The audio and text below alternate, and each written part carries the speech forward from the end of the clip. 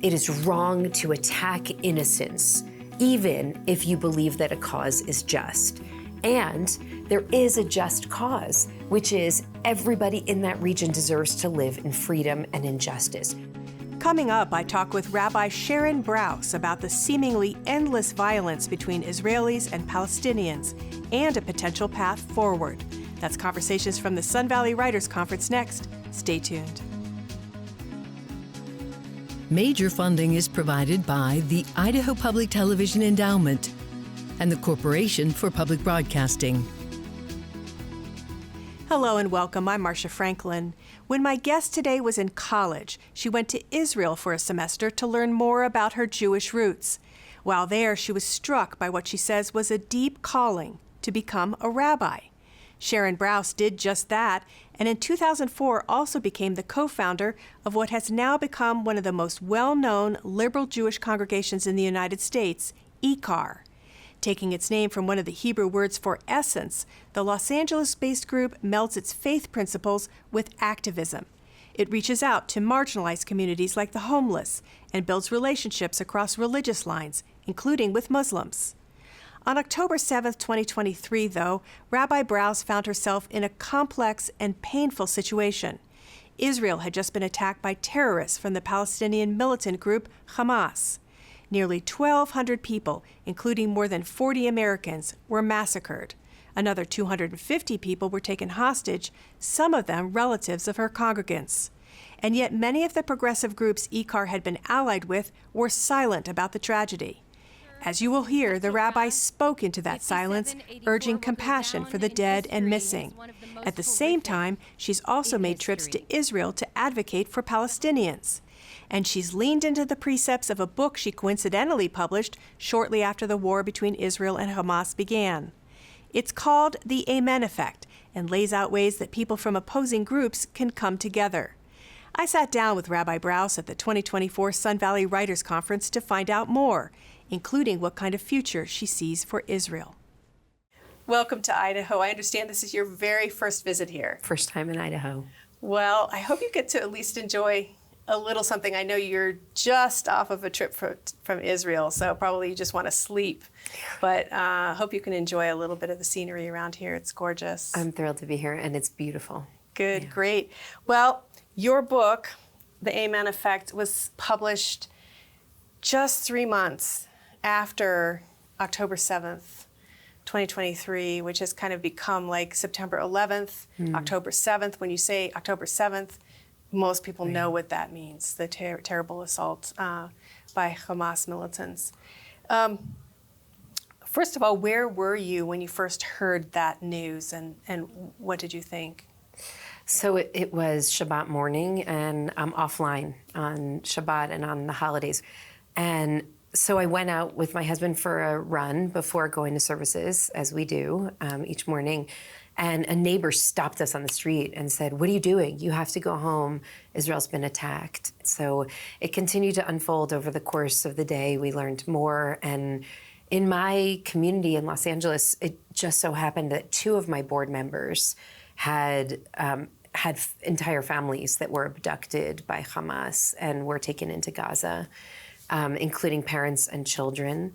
Thankfully, in the hostage negotiation, in the deal in November, they were able to return home. And so there were a lot of points of connection, familial and others. And so we were touched very deeply. So you were immediately pressed into action, having to be support for those individuals, had to come up with a sermon, come up with some sort of words to help calm and unify at the same time. Just give voice to what was going on. I mean, I remember my first sermon on October 14th, the first Shabbat afterwards, and I was so stunned, as so many were, by this kind of abandonment of so many people people who I've really been in the work with for so many years, building a safe, and vibrant democracy, fighting for racial justice and climate justice, and fighting for a better, more just and loving society,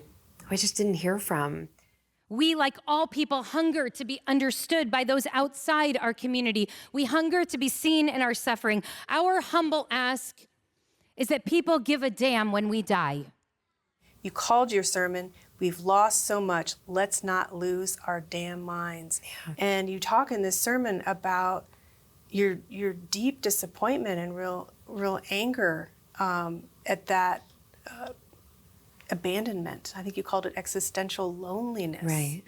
Very quickly, what emerged right after October 7th was this false binary, which manifested itself on the public stage in this equation that was set up that you either care about this people or you care about that people. So if you care at all about justice for Palestinians, then that means you have to justify atrocities committed against Israelis. But of course, that false binary is false. It doesn't make sense.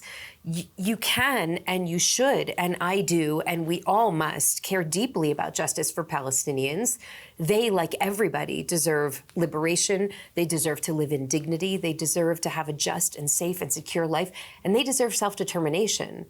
That doesn't justify rape, abduction, and murder of innocents. So I think that what I argued in this sermon was that people were losing their damn minds because they couldn't bring themselves to say that there is no justification for acts of violence against innocents, and we must continue to fight for a just future for Palestinians and for Israelis. This conflict needs to be resolved. Both of these people have nowhere else to go. There are millions of Jews and millions of Palestinians who live in that land. Both people call that land home. At the end of the day, we're going to have to figure out how to have a shared future in that land. And so I think that people didn't have the language to articulate that. So instead, they just got really quiet about really horrific atrocities that were committed against babies, against elders, against men, parents and children. It was really heartbreaking to see how hard it was for people to find basic language to condemn, and how many people, professors, scholars, actually found language to celebrate atrocities under some kind of decolonization justification, including on my daughter's college campus, where some of those professors had used some of the most egregious language, calling it a stunning achievement and other astonishing success. I wanted to say it out loud, to say it clearly, to condemn that language, to condemn those atrocities, and also to warn us that it already seemed clear that people had lost their minds and that the road ahead was going to be really complicated for us, because when people go to the extreme, we might be tempted to go to our own extreme to combat their extremism, but then we're just living in a world of extremes, and that we had to hold our moral core, our moral voice. It is wrong to attack innocence, even if you believe that a cause is just. And there is a just cause, which is everybody in that region deserves to live in freedom and in justice. In the world of false binaries, nobody wins. If we don't have an assumption of collective liberation, there's no liberation for anybody. You can't have a world in which some people are free and other people are victims of atrocities. That doesn't work. Is it your sense that many of the people who were silent or even celebrating deep down are anti-Jewish, anti-Semitic? In New York City at protests, people were holding up images of swastikas right away. On college campuses, they were shouting, "We charge you with genocide." Israel had not yet retaliated. So what makes people respond to the news that 1,200 innocents have been mutilated and murdered by celebrating and bringing old anti-Semitic imagery to the forefront? There has to be something that's under the surface. And I've spent a lot of time thinking about this over the last several years. You know, for the first, I'd say 16 years of my rabbinate, I never spoke about anti-Semitism. There were hints of anti-Semitism still, but I felt like the more important work was actually working toward a kind of collective liberation, was speaking and working in this country toward strengthening our democracy. I did not feel that Jews were on the front lines. There were many, many people whose rights and dignities and freedom were much more at risk than Jewish people, I believed. And then 2016, that started to shift. It started to change during the election, during the run-up to the election that year. 2017 was a tipping point because when the neo-Nazis and white nationalists marched in Charlottesville and chanted, "Jews will not replace us, Jews will not replace us," we couldn't even process that because we didn't understand why would these white nationalists who were protesting the removal of a Robert E. Lee statue be shouting, "Jews will not replace us." What do the Jews have to do with this? Then October 7th, 2023, and all of a sudden, you're faced with silence from good people who anywhere else in the world, if they witnessed mass atrocities, would have been devastated, holding vigils, calling anyone they knew who was connected to that region. And many people just didn't respond that way. And you have to wonder what's going on. And I've really felt over the past many years that the great danger for Jews is not anti-Semitism from the right or anti-Semitism from the left. It's when an overt anti-Semitism meets a latent anti-Semitism. Something that's more above ground meets something that's more subterranean. And that not only endangers Jews, that endangers democracy. That endangers any minority because anti-Semitism is really the bellwether for the health of a society. It endangers all of us. It endangers civil society because you can't have this noxious, toxic hatred at the heart of a society and have a healthy, vibrant culture.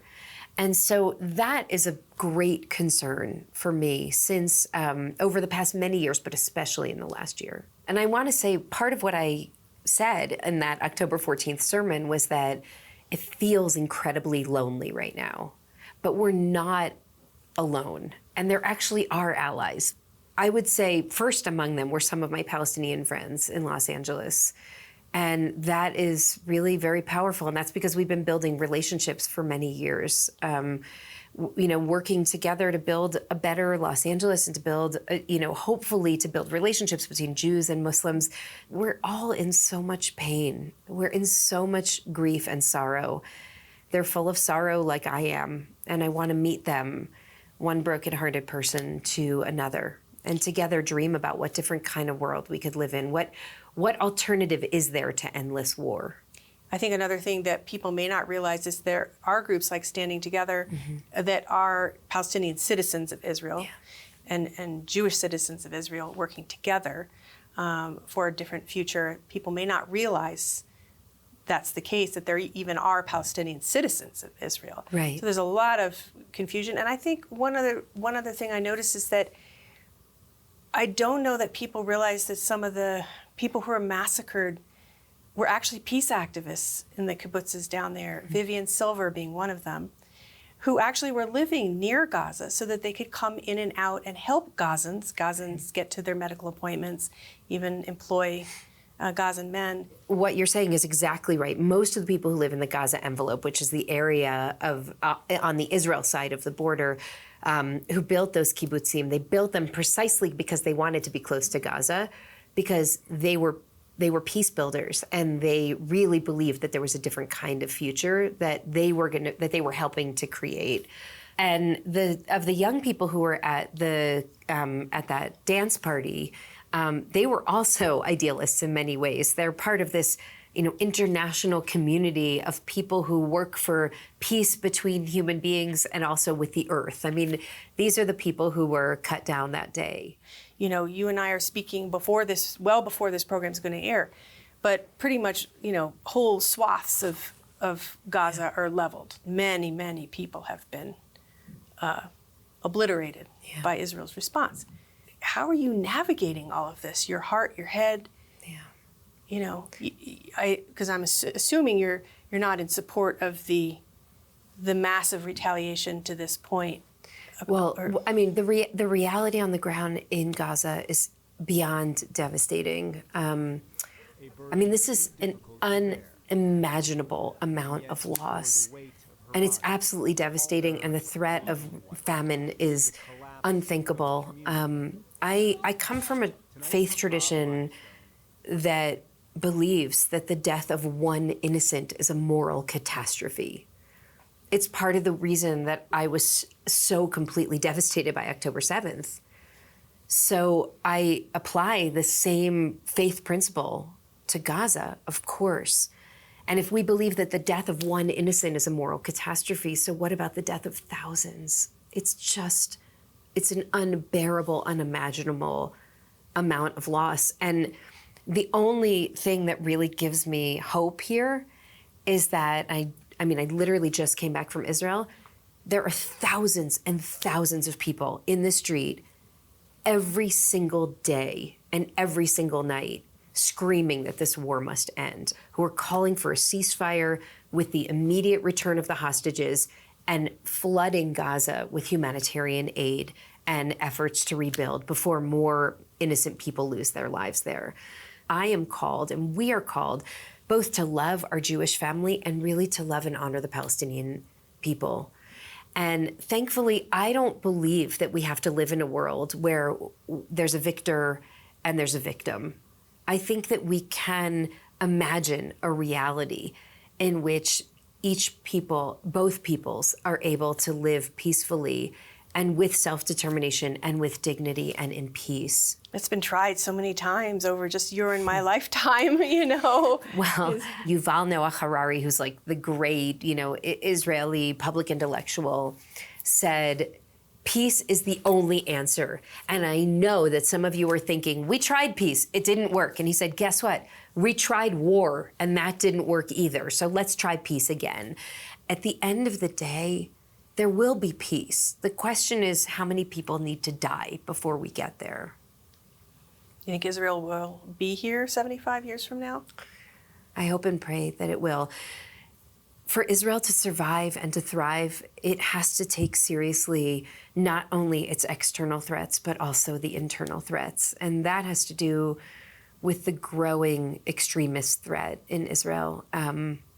As much as I'm concerned about the extremists who are represented by Hamas among the Palestinians, I am deeply concerned about the extremists who hold a messianic, ultra-nationalist, hardline, right-wing view, and who I believe are really steering Israel off the edge of the cliff right now.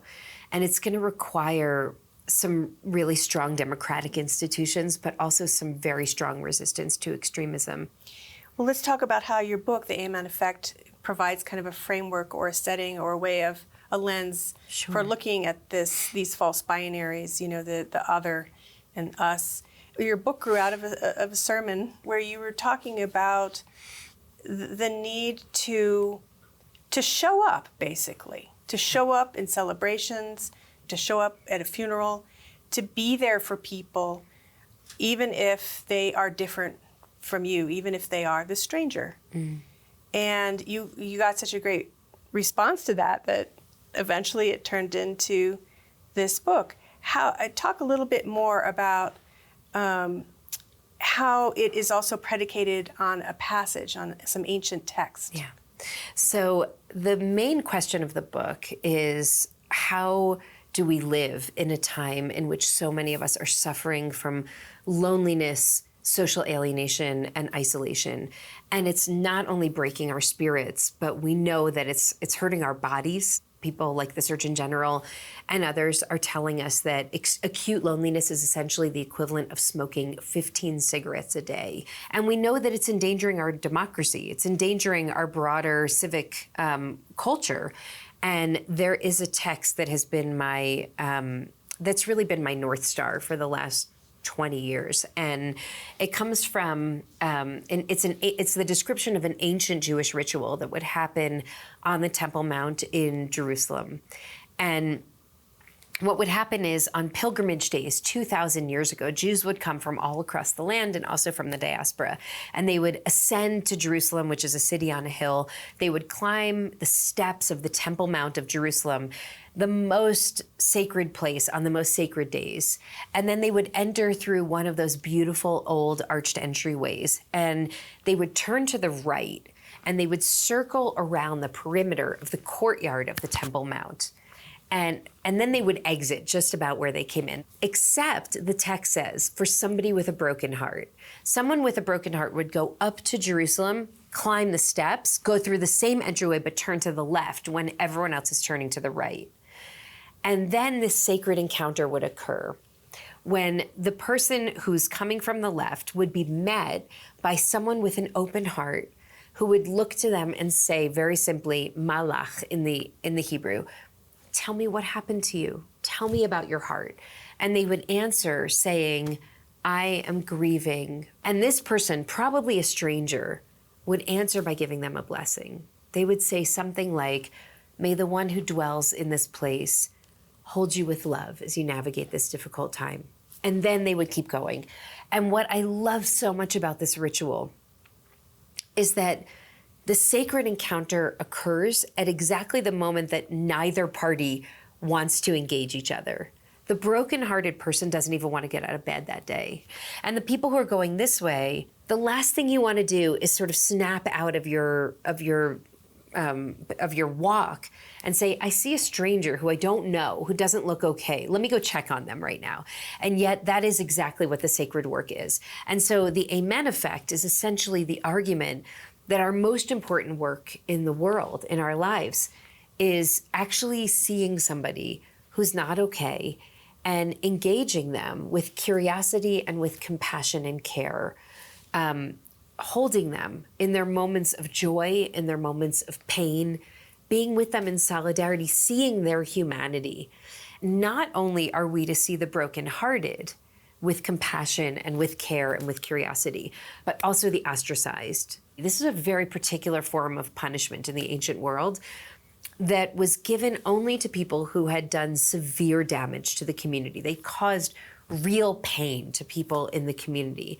So that means that now coming toward you is someone who's actually hurt you or hurt your people badly. And what you do is you don't pretend that you can't see them. You don't like kick them in the shins and walk away from them. You actually look into their eyes and you say, tell me about your heart. You have replicated some of this in your congregation, where you have people in the congregation that check in with others and see how they're doing. And I know that the synagogue in Boise is interested in learning more about how to create these, I don't know what you call them, but communities of care. Communities of care, right? Thank you. How does this work in reality when it's not your own congregation and your own friends that you're checking in with? Like it's in Israel, a Palestinian person or even a member of Hamas with a Jewish person. How does this Aman Effect work? Well, first, I don't think we have to go to the most extreme example. I think we can start making change in the much more local spaces. What the Aman Effect says is you can't do everything, but your neighbor just lost a loved one, bring them a lasagna, right? Start with something really small. Go to the funeral. Just go to the funeral. I know you don't have time. I know you're busy. Go to the funeral. You never regret going to the funeral. Or go to when the baby's born. Like fly in if you can and go celebrate. Go to the wedding. If you show up for someone else in these moments of pain and moments of celebration, it actually can have a profound impact, not only on the other person, but also on you, because you realize you have agency. But when we think about going toward somebody who's not walking toward us, but really coming at us, right? Someone whose views we find really scary or toxic or hurtful. So I don't think we have to go right away to, someone who's tried to take the life of one of our loved ones. But we could go to somebody in our book group who posts things on Instagram that we find really painful or problematic, or someone in our church or in our synagogue or in our mosque who, lately has been, it seems like they're taking on views that feel really dangerous or reprehensible, or sitting at the dinner table with a family member whose views or perspectives are, seem increasingly, misaligned with the rest of the family. And what the ancient wisdom is what would happen if we shift from a mindset of anger and rage and righteousness to a mindset of curiosity and compassion. I just want to understand you. I don't want to beat you. I don't want to outsmart you. I just want to understand, tell me more about what you see and what you feel, because I want to learn more about you and what would happen to us as a society if we were able to look toward one another more with curiosity instead of with outrage. I think this is at its heart about reclaiming our humanity, about seeing another person in their humanity, and in so doing, actually becoming fully human again ourselves. So what happens when somebody says, nice words, Rabbi Brous, lovely, but the reality is these people hate us and they're going to murder us? What we have to do is create a new moral imagination for our time. We have to talk about peace, even when peace seems impossible and naive. In Ireland and Northern Ireland, did people believe that peace was going to be possible? No, they said, you killed my children. There will never be peace. Everything's impossible until it happens. So yeah, it's really bad. There are huge obstacles that will have to be overcome here. There are very strong extremist, and not just extremists, but religious extremists in both camps here that have to be contended with. It is a tiny sliver of land that has to be contended with. There are generations of pain and anguish and trauma that has to be contended with, but it's not impossible. I want to think about what might be possible instead of only what's impossible. A theme that runs through this book, the thread, is do what you should do today in case there is no tomorrow. Basically, what is your higher purpose? You got that right. Because we're all, it's like we're waiting. And then we live with regret that we didn't do what we wished we had done. And I really feel that every person has a sacred purpose in this world. And that purpose is often made manifest through our encounters with one another.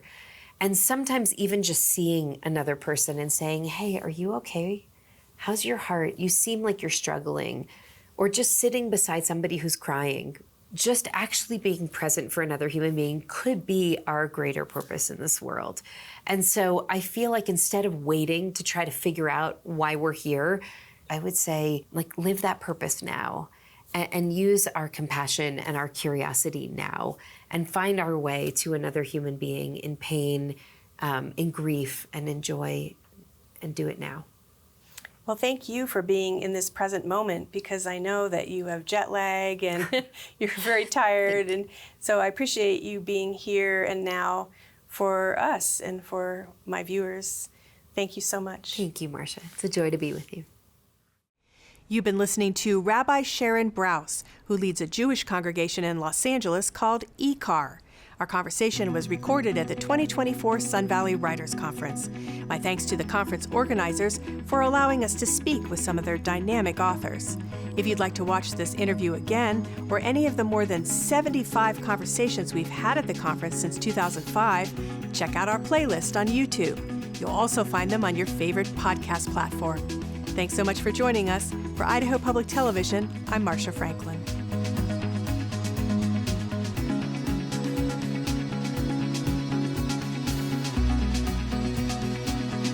Major funding is provided by the Idaho Public Television Endowment and the Corporation for Public Broadcasting.